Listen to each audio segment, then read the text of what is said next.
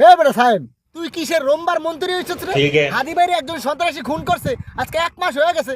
তুই তারে ধরিয়া তার বিচারটা পর্যন্ত করতে পারছিস আচ্ছা। না। কি রোমবার মন্ত্রী কি করছ বেটা? ঠিকই কইছেন ভাই, আমি একজন অপদার্থ সহকারী মন্ত্রী, কিছু করতে পারি না। চুপ করো মিয়া। কি রোমবার মন্ত্রী হইছো মিয়া? তোমার শরম করে না কইতে? এই মিয়া তুমি পদত্যাগ করো, কইরা গিয়া ওই বট গাছের লগে গলায় ধরি দাও মিয়া। তা বিচার করতে পারো না? ও ভাই ঠিকই কইছেন, আমি গলায় ধরি দিলেও আমার পাপের শাস্তি কম হয়ে যাইবে। মিয়া তোমাকে মতো দুর্নীতিবাজ এমপির লিগা আমাকে দেশটার পুরা 12টা বাজে গেছে। তোমরা সরো তো, সরিয়ায় দেশটার শান্তি দাও মিয়া। ও আমরা সরলেই কি দেশটা শান্তি হইব? পরে যেই ভাই তার বেশি চুরি করবো। এই মিয়া 2500 শহীদের রক্তের উপর দাঁড়ায়া তুমি ক্ষমতায় আইছো, তা তুমি এই যে এইসব কথা কইতে আছো, তোমার কি একটু শরম করে না মিয়া? শরম করবো কেন? আমার শরমই তো নাই। अच्छा ঠিকই কইছো, তোমার শরমই নাই। ঠিক আছে। যদি থাকতো তাহলে কবেই পদত্যাগ করতা।